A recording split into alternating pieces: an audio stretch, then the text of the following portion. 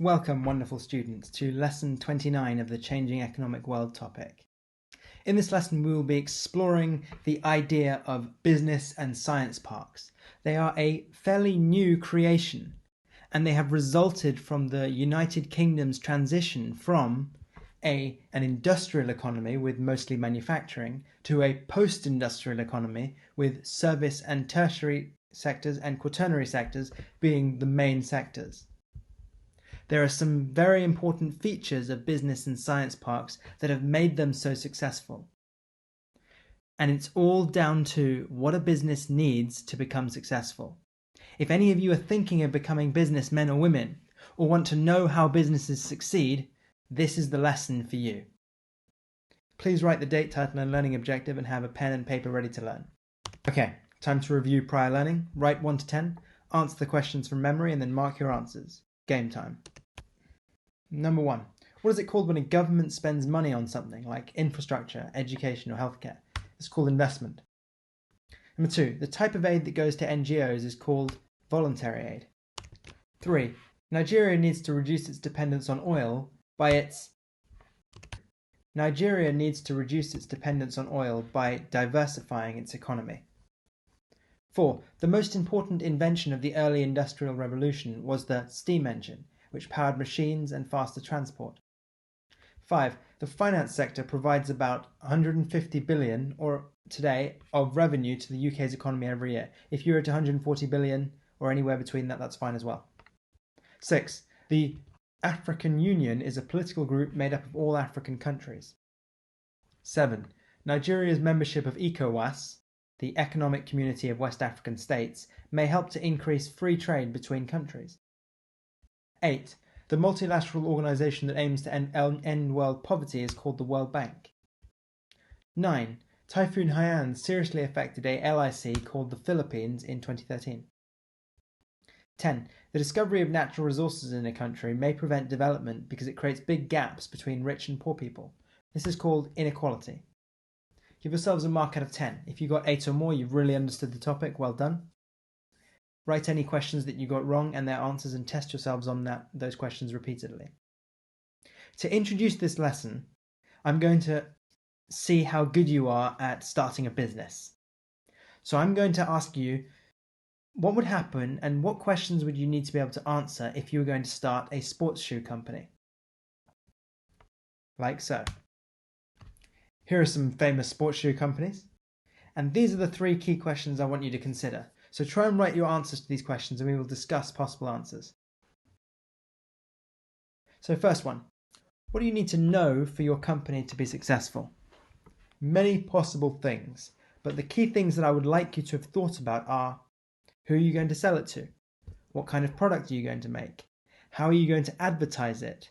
How are you going to pay for it? How are you going to manufacture it? How are you going to make sure that you make a profit? Who will you hire? Who will design your products? All these kinds of things are very important questions that you need to know, as well as, will people actually want the product? And how will you know? Number 2, what kind of people do you need to employ in a sports shoe company? Well, you may have put some people to design the shoes. You may have put some advertising people who know how to market shoes effectively. You may have put manufacturing companies. You may have put people in the transportation sector to transport your goods around the country and around the world. You may have said you need accountants to work out whether you're making a profit and how your money is being used. All these kinds of things are jobs that you would need to consider when employing people. 3, where would you set up your company and why?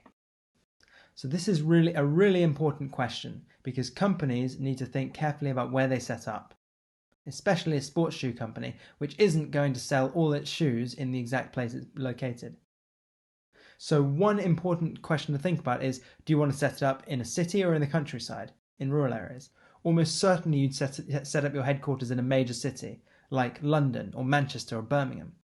But then you might think, oh, it's quite expensive to rent an office there, so maybe you don't want to be in the very centre at the start.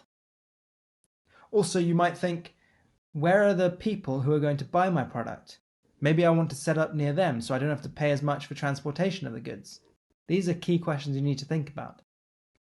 All of these elements, if you get them right, if you can answer these questions well, you can possibly start a very successful company. These companies here all had to answer these questions, and they did so successfully. As a result, now they are major TNCs selling millions of shoes around the world. This lesson, I'm going to show you the key features of a successful company and why it helps for companies to work together. We teachers, we talk a lot about this word, a word called collaboration. It means working together. And why would we collaborate? Well, teaching's a really hard job. Not only is it stressful because you have so much work and so much marking to do and so many students to teach, but also it's stressful because the behavior problems with students and the fact that you have other concerns to deal with like family life, it makes a difficult job. And if you do it by yourself without any help from anyone, that makes it even more difficult. However, if you work and collaborate with other teachers, for example, you help other teachers to plan their lessons, or other teachers help you to deal with students, or other teachers help you with different aspects of teaching, it makes the job easier, and it makes you a better teacher. Companies do the same thing. When companies work together and share ideas and share skills, they are often much more profitable. Let me show you how. Today is a business cluster. Companies working together near each other that are sharing ideas, skills and equipment, all in the pursuit of profit. Imagine also that you are a student at school and you're struggling with your homework or your school studies. Very often it would be helpful to work with your friends, to have a good group of friends to support you with different studies or with different schoolwork. Having groups of friends helps you to do better at school. Similarly, having companies that you can work with or near to helps them to be more profitable. We call this group of companies, when they work near each other, a business cluster.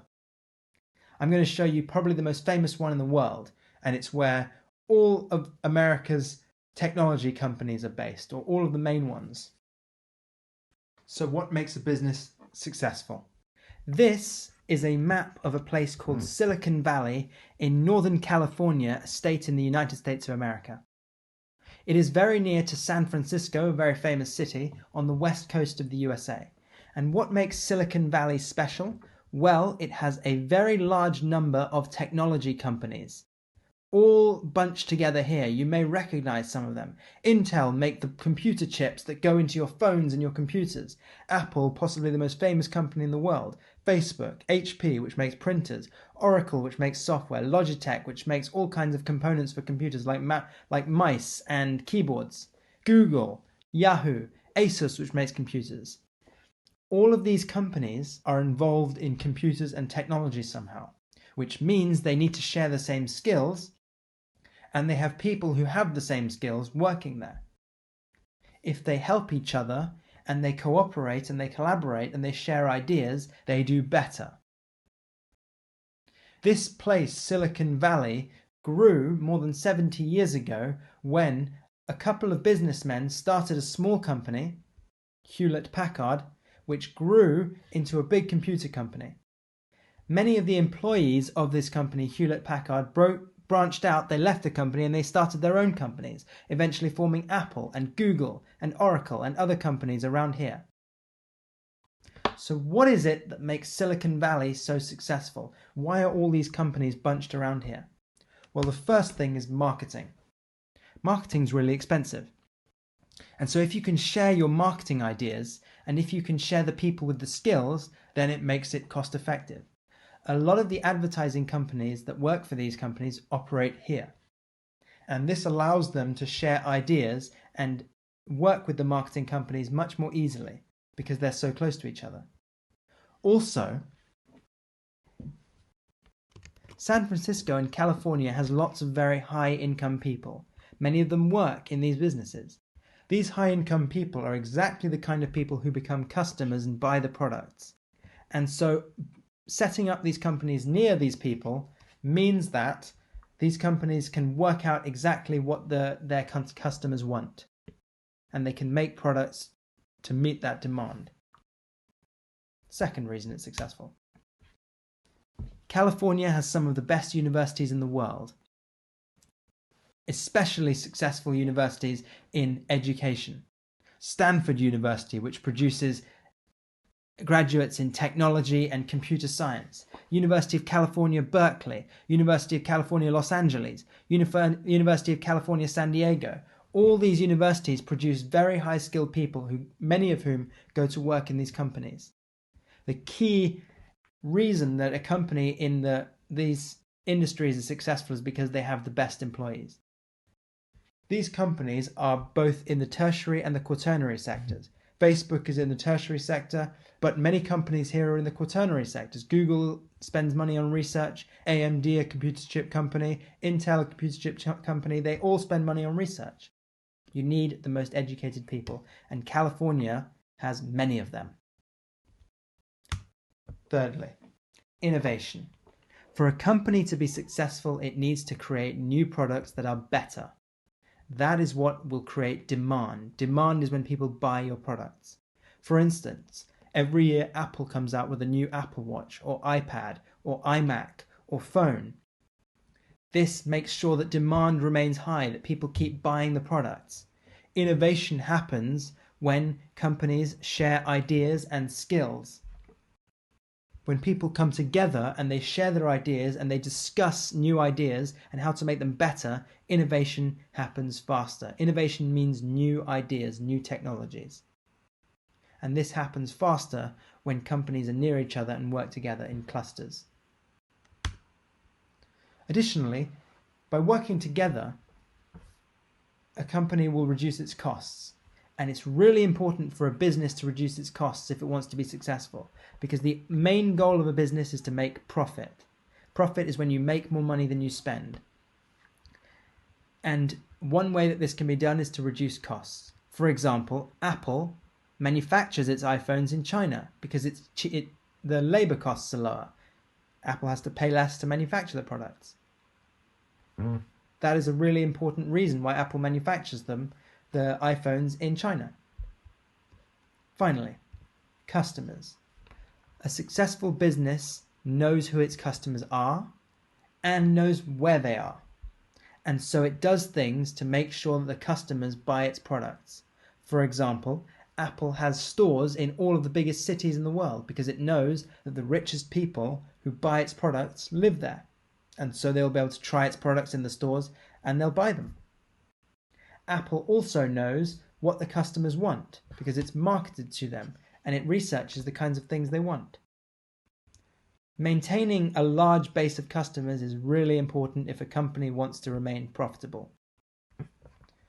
All of these features are key attributes, key features of a successful business. And all of these companies you see here are successful.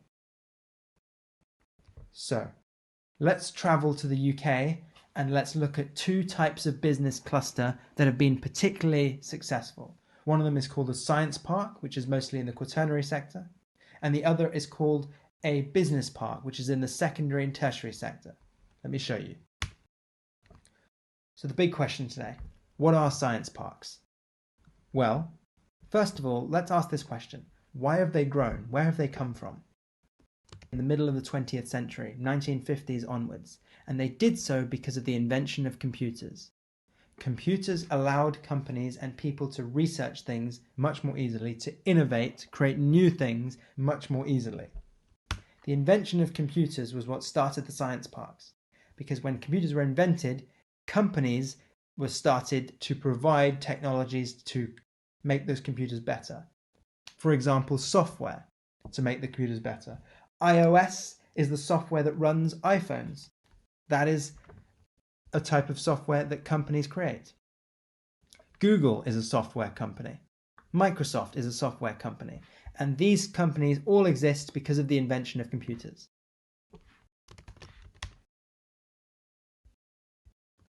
That is an example of a multiplier effect because the invention of one technology has led to the growth of many companies in that sector, so many more jobs.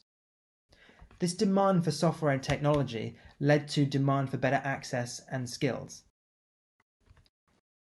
If a computer company is going to be successful, it needs to have lots of highly skilled employees. Google hires some of the most educated people in the world from some of the best universities in the world.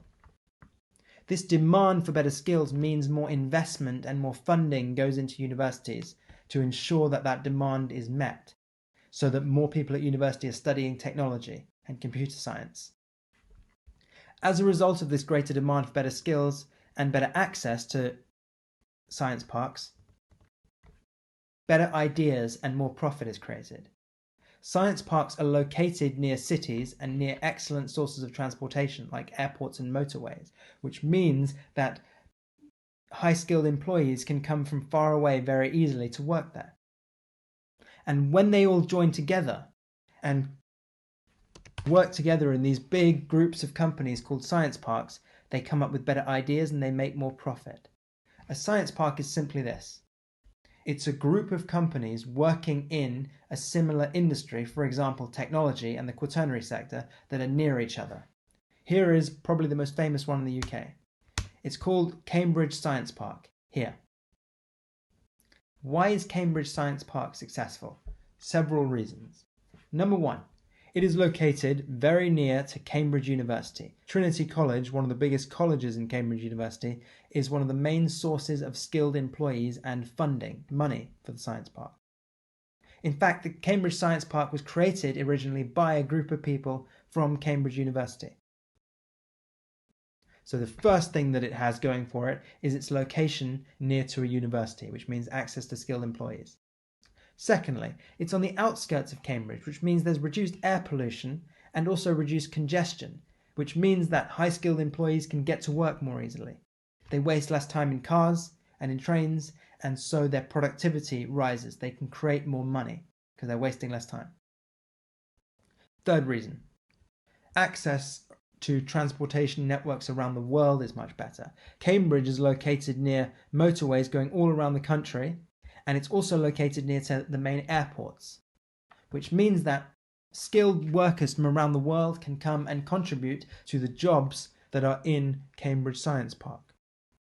More than 150 companies work in Cambridge Science Park in high-tech industries. For example, medical research, creating new vaccines. There's a company called AstraZeneca, which is a pharmaceutical medical company that is in Cambridge Science Park, and it was responsible in part for one of the cures to the Ebola virus, amongst many others. ARM makes computer chips that help many computers to run. That is in Cambridge Science Park. A lot of famous and important technology companies are in Cambridge Science Park for the reasons I've discussed. Make sure you watch these two videos to get a better understanding of why this Cambridge Science Park is so successful. So why a science park specifically? Why not just individual companies spread around? Well, by having all these companies located near to each other, often in the same buildings, they will meet, for example, at lunches or meetings, and the employees of these different companies will share ideas, and they'll discuss their ideas and work out how to make them better. It has been shown that the companies that work together in business clusters, of which an example is a science park, are more profitable because of this sharing ideas. Additionally, they can share equipment and technology. They can share their computers and share their other medical equipment, for example, which is very expensive, which means they lower their costs, which increases their profits. By clustering together into science parks, the businesses that make part of those science parks are more profitable. By contrast, what is a business park? Well, a business park, unlike a science park, is not in the quaternary sector, it's mostly in the secondary and the tertiary sector. It's based on things like banks and car companies and solar power companies that are inventing new solar panels and manufacturing them. These are business parks, and they exist for exactly the same reason as science parks. Clustering together makes companies more profitable. Here's how. But after 1950s, globalization and free trade to the UK meant that there was more global competition for selling our products.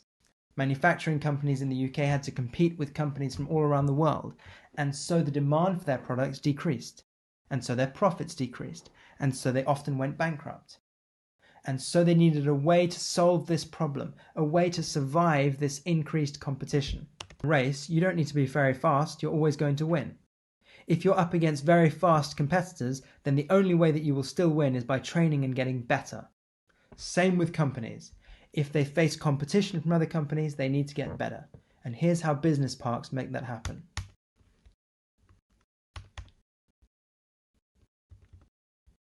Business parks allow these companies to work together, and similar to science parks, they share ideas, and so they become more profitable. Let me show you how.